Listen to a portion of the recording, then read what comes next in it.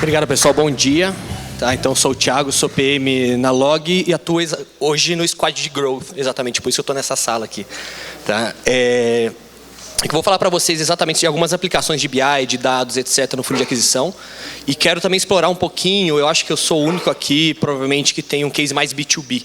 Né? Então, quando a gente fala de growth, a gente fala muito de B2C, muito de aquisição de usuários, de loops virais de aquisição, member get member, etc. Mas existe uma outra área também, existem outros cases que são mais B2B, que são mais vendas para empresas, que muitos deles são B2B high touch, que eu até chamo, que é o B2B em que você tem uma força de vendas como parte essencial do seu processo de aquisição de clientes. Né? Então, talvez seja uma oportunidade para quem tem bastante interesse nesse tema, ou quem trabalha em empresas que tem mais esse tipo de funil de aquisição. Eu vou dar algumas dicas, falar algumas coisas, alguns aprendizados desse tema também.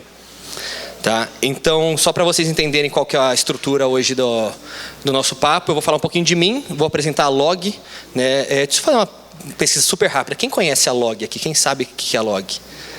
Beleza. Agora, quem acha que a Log é um aplicativo para pedir motoboy? Legal.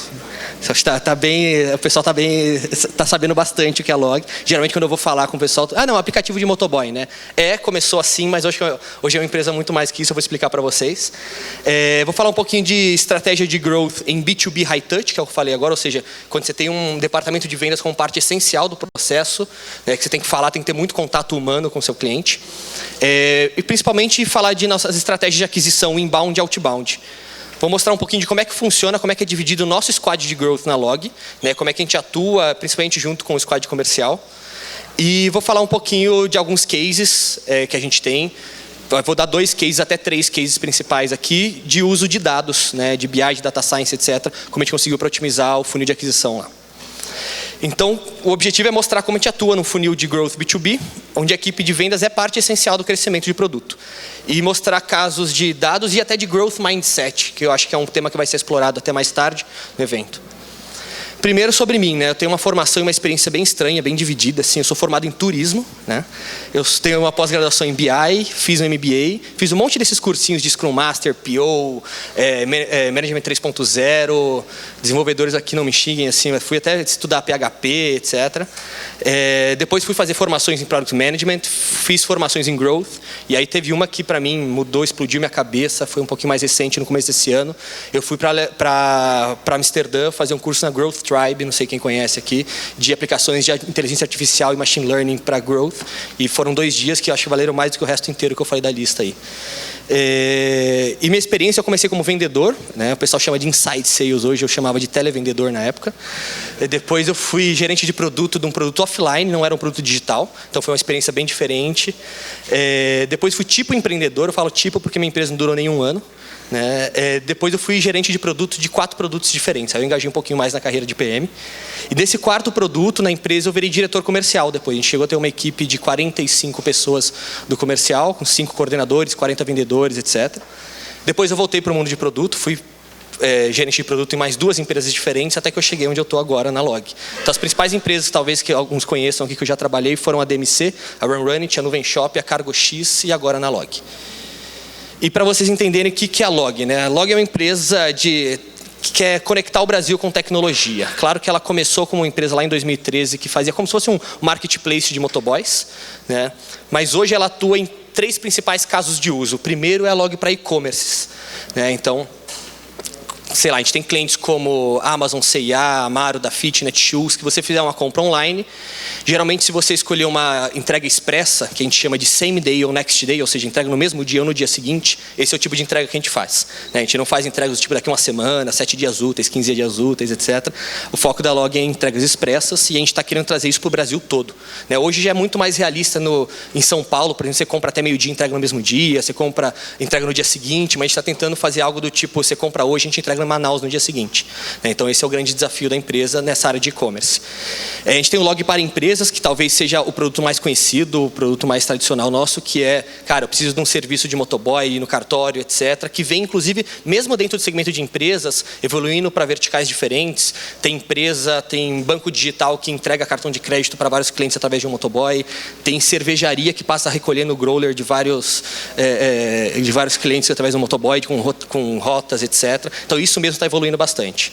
E tem o log para restaurantes, que eu tenho um restaurante e eu não tenho uma frota de motoboys, ou não é suficiente, eu tenho uma demanda muito volátil, etc.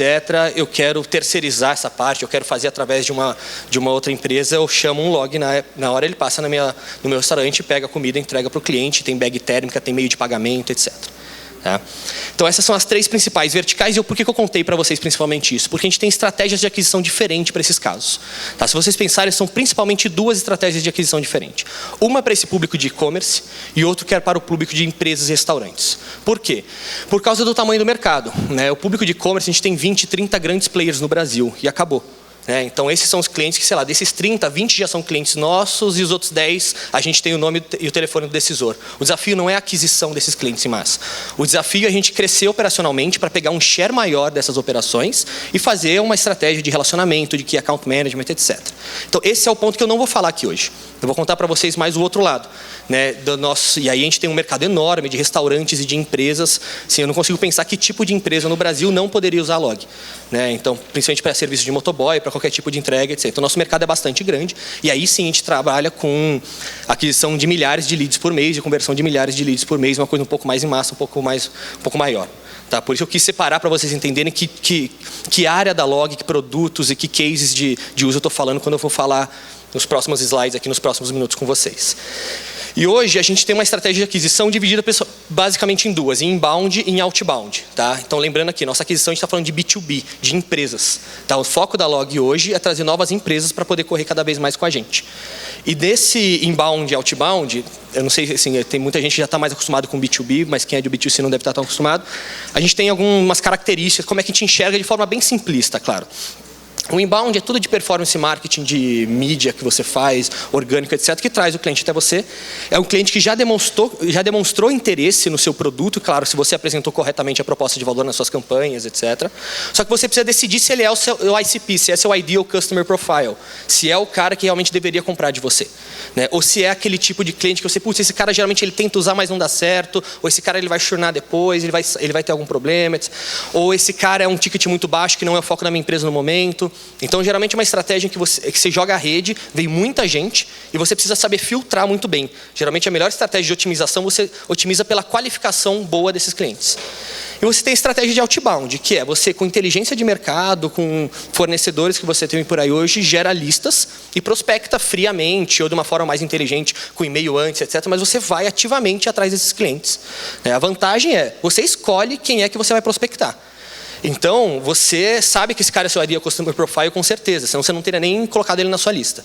O desafio é, você precisa descobrir se ele tem, ou senão você precisa gerar interesse nele. Então, o funil é um pouquinho ao contrário. Né? Um já tem interesse, eu preciso descobrir se ele é meu ICP. O outro já é meu ICP e eu preciso descobrir ou fazer com que ele tenha interesse no meu produto.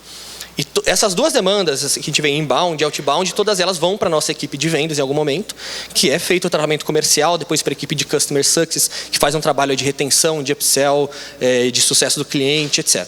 Tá? Então, isso para vocês entenderem como é que é a nossa estratégia de aquisição e até do funil inteiro, até a parte de retenção lá na log, pensando em B2B.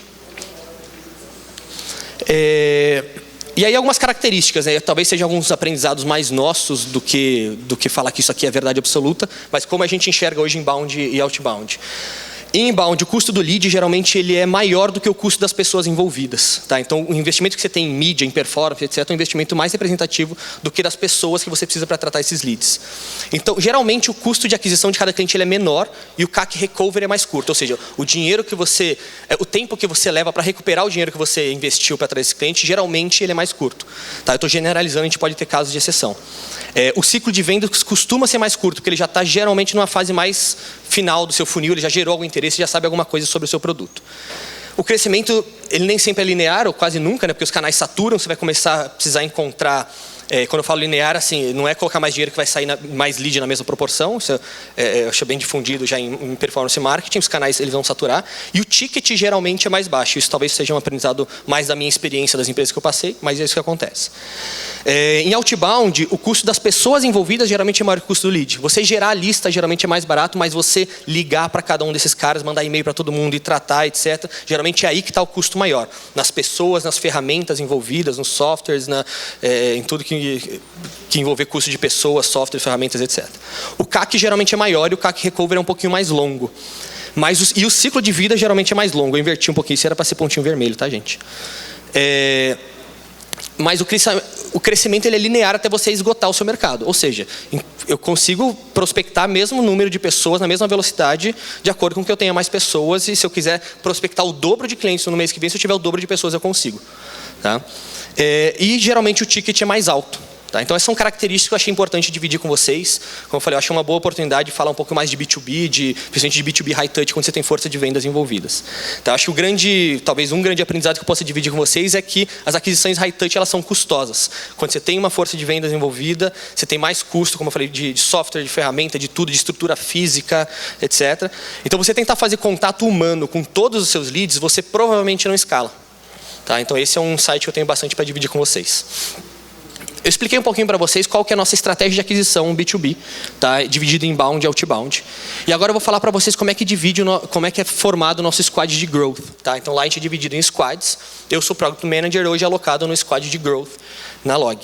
Tá? Então como é que a gente se divide? É legal que é um squad bem multidisciplinar. Né? Então acho que é a primeira empresa em que eu trabalho que a gente não existe um departamento de marketing. Tá? Então a gente não tem lá, um head de marketing, não sei lá de marketing, etc. A gente tem analistas de marketing, só que eles estão dentro da equipe de produto. Tá? Então isso é uma coisa que eu acho bastante diferente. Para mim foi novidade, para mim tem sido bastante positivo, para ser bem sincero. Então esse é o desenho mais ou menos de como é que é o nosso squad dividido. A gente tem um PM, que sou eu aqui. A gente tem uma equipe de marketing, que aí a gente fala que são marketing de performance e DBM. Né? DBM o que a gente considera é database marketing, que é inteligência de mercado, geração de leads, de listas, automações, etc. Com base em perfil do cliente. Eu vou falar de ferramentas que a gente usa depois, que eu vi que o pessoal é bem interessado nisso. A gente tem desenvolvedores, né? Tanto back-end quanto front-end. A gente tem pessoas de data, né? Que eu falo data porque pode ser BI, data science, etc. Ela está até aqui assistindo a gente sentadinha ali no canto. E a gente tem gente de UX e UI. Tá? Idealmente a gente tem essa pessoa alocada dentro do squad, só que hoje, até porque a gente tem bastante squads na Log, a gente acaba dividindo as pessoas. A pessoa de UX não fica somente com a gente, acaba ficando com outros squads também, mas eu acho que a gente está no processo de recrutamento para poder sanar isso.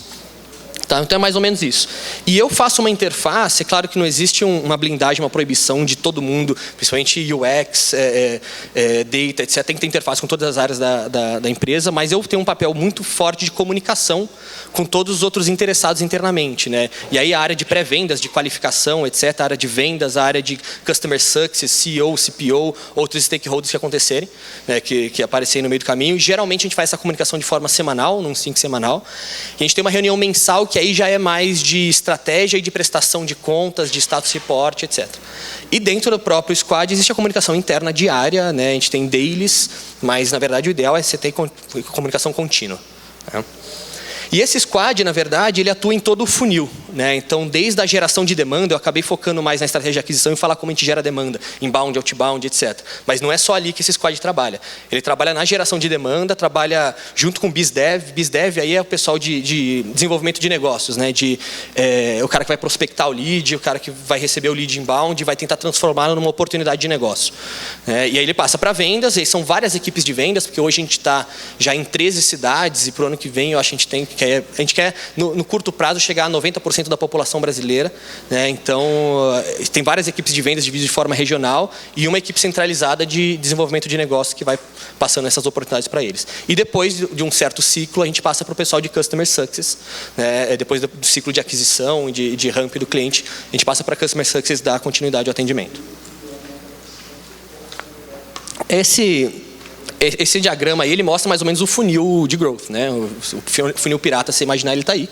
Desde a awareness até talvez a única coisa que a gente não cubra aí, que eu acho que ainda a gente precisa gerar mais conhecimento no mundo B2B, é o referral.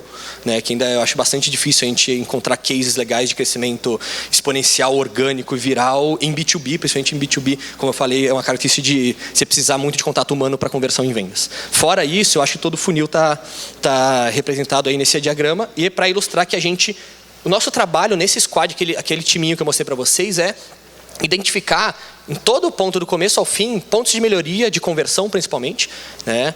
E como é que eu posso fazer através de experimentos, os nossos entregáveis, eles vão desde desenvolvimento de novas funcionalidades dentro da ferramenta, desenvolver um novo site, fazer uma nova campanha de marketing, fazer um novo formulário de sign-up, até eu fazer um experimento que eu descubra uma nova coisa e faça uma nova proposta para a equipe comercial, põe um novo guideline, mude o processo de vendas, mudar o pitch comercial, né? Então, nosso trabalho não fica restrito ao mundo do desenvolvimento em si, né? Então, ele é um mundo que uma entrega que a gente pode fazer é, pessoal, tem uma nova premissa que quanto mais rápido você ligar para o cliente, melhor vai ser a conversão dele, mostra algumas coisas para vocês de porquê, a partir daí a gente reestrutura internamente no processo de vendas algo para a gente poder ligar mais rápido para o cliente. Eu não desenvolvi nenhuma gota de código em produção, mas é um entregável também do Squad de Growth. Então, o nosso trabalho é fazer o produto crescer ano a ano, e para isso a gente atua do começo até o fim do funil. Então, o Squad de Growth não é um squad de geração de demanda, isso é bastante importante. Eu sei que até o nome, a Cissa comentou, chamava de marketing digital para growth, todo mundo fala assim, qual que é a diferença? Muita gente fala que a diferença é essa, um se preocupa só em geração de demanda, o outro no funil inteiro, mas eu acho um conceito bem importante de reforçar, que na verdade muitas das vezes, se não na maioria, as principais alavancas estão até em retenção e não simplesmente na aquisição de clientes. Isso aqui eu sei que tem bastante informação nesse slide, mas é só para vocês entenderem qual que é o nosso framework de trabalho. Tá? Tem até o crédito ali embaixo da Growth Tribe. É um framework inventado por eles, mas vocês vão ver que não tem nada de mágico de novo, que é basicamente qual que é o processo de trabalho do Squad de Growth. Primeiro, a gente coleta ideias, né, de como a gente pode fazer aquilo que eu mostrei para vocês, que é otimizar todo aquele processo e gerar crescimento no produto. A gente ranqueia essas ideias, a gente prioriza essas ideias, e aí com base em qual é o OKR da empresa nesse momento, qual é o pior índice de conversão do nosso funil que a gente precisa priorizar nesse momento, qual é o custo de fazer isso, etc. Aí a gente descreve esses experimentos, e descrever o experimento, na minha opinião, é uma parte muito importante e essencial. Eu vou mostrar um pouquinho para vocês um template que eu acho ideal de como descrever um experimento. A gente trabalha em cima disso, e tem o quinto passo, que talvez, eu já vi muito por aí, não ser feito, talvez seja um dos mais importantes, que não é só você entregar entreguei novo formulário de sign-up, está em produção, vamos para o próximo. Tem o último passo, que é você estudar o resultado disso, e tomar decisões, fazer mudanças e ver se isso deu certo ou não. Tá? E aí seria mais ou menos esse o fluxo de trabalho, né? Então você tem tudo que está sendo, tudo que foi coletado de ideia, tudo que foi priorizado, tudo que já foi formalizado, tudo que está sendo feito no momento, tudo que já foi coletado resultado, na verdade que estou em coleta de resultado, e tudo que já está feito. Tá? E aí um templatezinho assim, de como eu acho que é um bom formato, a gente mesmo internamente considera um bom formato, confesso que a gente não consegue fazer isso para todas, mas a gente já fez isso para algumas das principais experimentos, que é pensar nas hipóteses dessa maneira. Nós acreditamos que, e qual que é a suposição que você tem em cima daquela feature que você vai desenvolver ou daquela mudança, para verificar isso, e aí descreve qual experimento que você vai fazer, e medir quais são os resultados quantitativos e até qualitativos que vão ser mensurados. E se estivermos certos, o resultado de cima ali será esse. Tá, então eu vou mostrar até um exemplo, eu tentar resumir um pouquinho de um exemplo, de um case que eu vou colocar para vocês, mas é isso. A gente tem essa hipótese, para verificar isso a gente vai fazer isso. Então a gente vai medir exatamente esses números, e se tudo der certo, esse número vai chegar nesse número aqui, e se não chegar nele é porque não deu certo. Tá? E aí uma coisa importante também que, assim, sei lá, 70% dos experimentos que você fizer provavelmente não vão dar certo, né? E eles também geram um aprendizado interno, geram um conhecimento que deve ser divulgado, deve ser valorizado. Então, o Squad de Growth, até tentando resumir para vocês, cara, a Log é uma empresa que não tem um departamento de marketing, né? A gente tem um departamento de comunicação, que é muito importante, faz um trabalho animal, mais relacionado a branding, ao tom da marca, a PR, etc. Mas esse trabalho, principalmente de performance marketing, etc., é feito dentro da equipe de produto, que contempla também analistas de performance marketing, DBM, etc. E esse Squad ele tem um papel de direção e serviço ao mesmo tempo comercial. Então, ao mesmo tempo que a gente está a serviço de tudo que eles precisam para aumentar a produtividade deles, desde ajustes no CRM, automações, etc., a gente também tem um papel de direcionamento, de descobrir informações, de ter resultados de experimentos e dar guidelines e dizer, cara, acreditamos que o melhor caminho seja esse, sugerimos que, com base nessas informações, vocês façam isso. Isso gera reestruturação do comercial, gera mudança de pitch, de processo, etc. Então, o resultado dos experimentos de sucesso podem ser features, mas também eles podem ser propostas, guidelines, orientações a vendas e a customer success. Tá? E aí eu queria apresentar para vocês dois e até mencionar um terceiro case em andamento que a gente tem lá.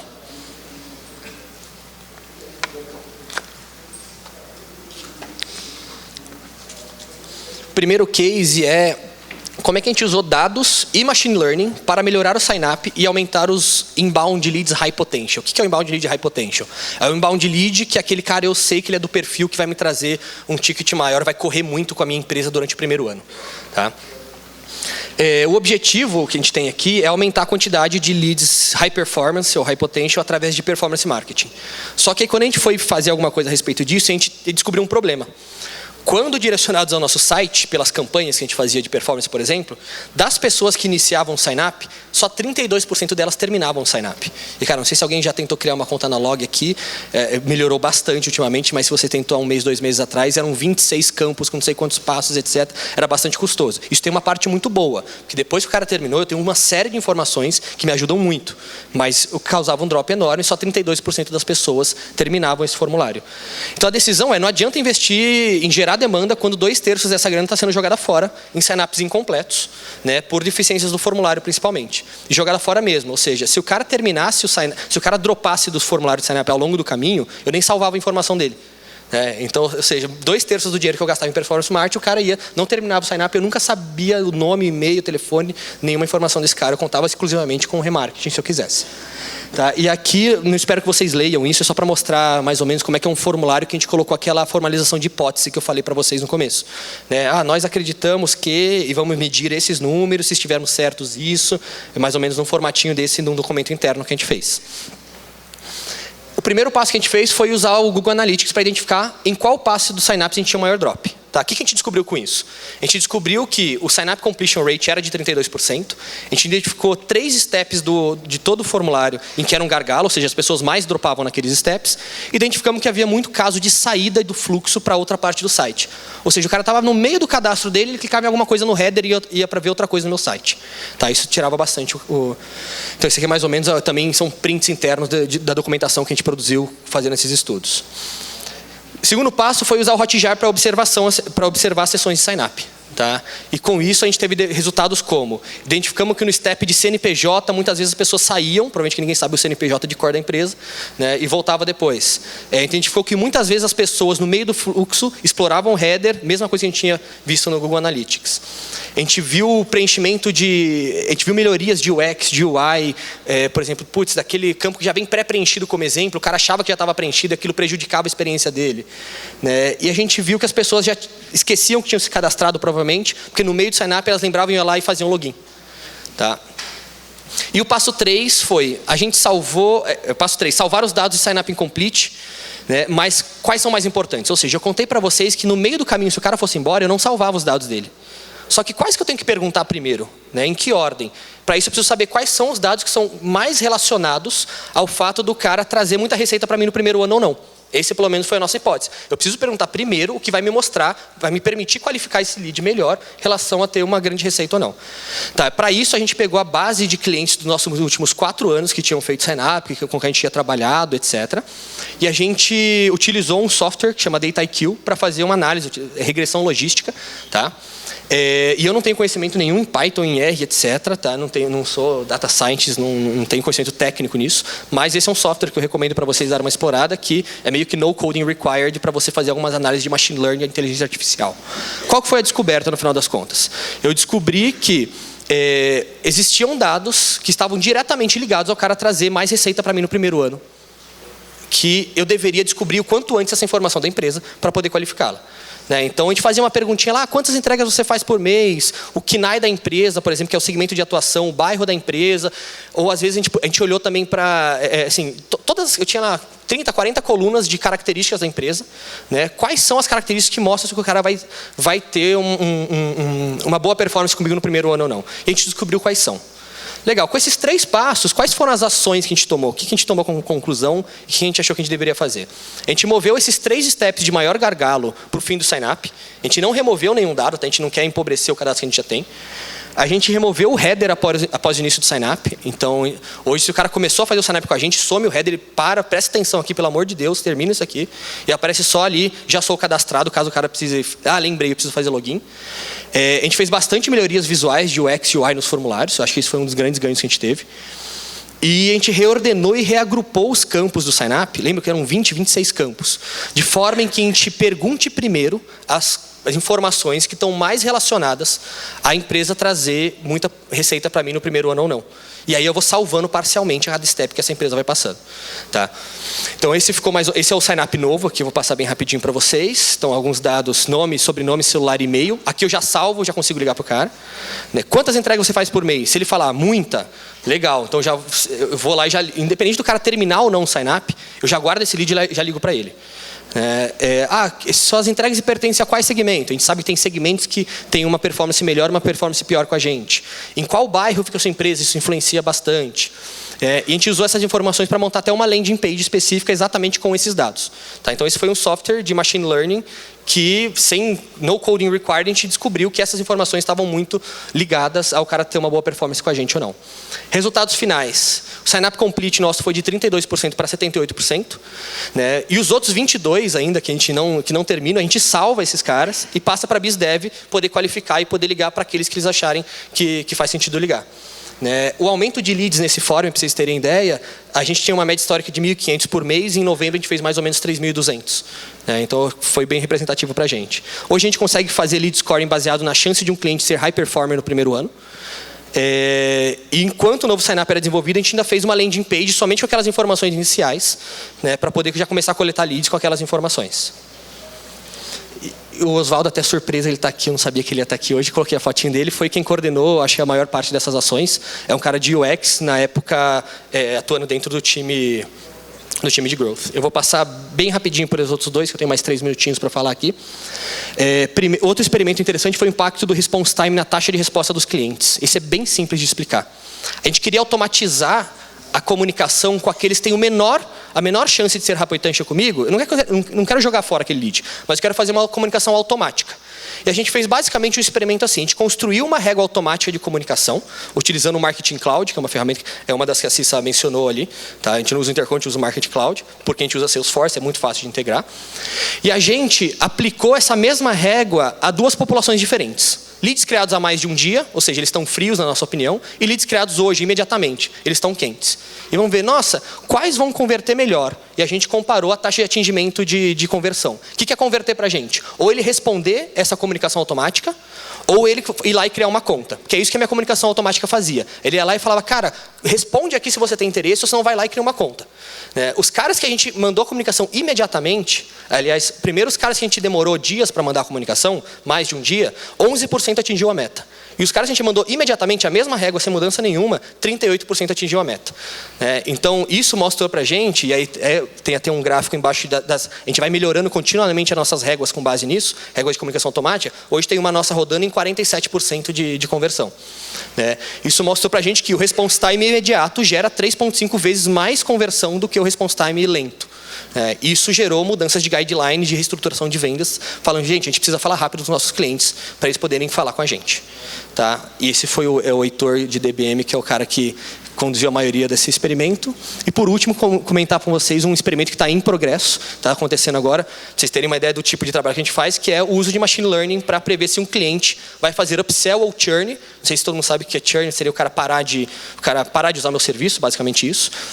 Ele vai fazer upsell ou churn nos próximos 6 meses, usando informação sobre o comportamento dele nos últimos 6 meses. Desde informações demográficas, que horas que ele pede corrida, quantas corridas ele pede por dia, etc. A gente consegue fazer isso e ter com uma certa precisão uma chance, né, de 0 a 100% desse cara poder churnar ou fazer um upsell nos próximos meses.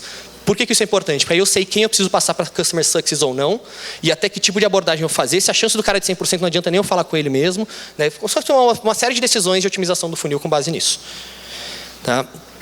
Último recadinho, esse tipo de coisa de experimento, etc., tem muito a ver com desenvolvimento. A gente está recrutando muitos desenvolvedores na Log, a gente está com um hackathon acontecendo. Então, logathon.com.br, quem tiver interesse em saber mais. E muito obrigado.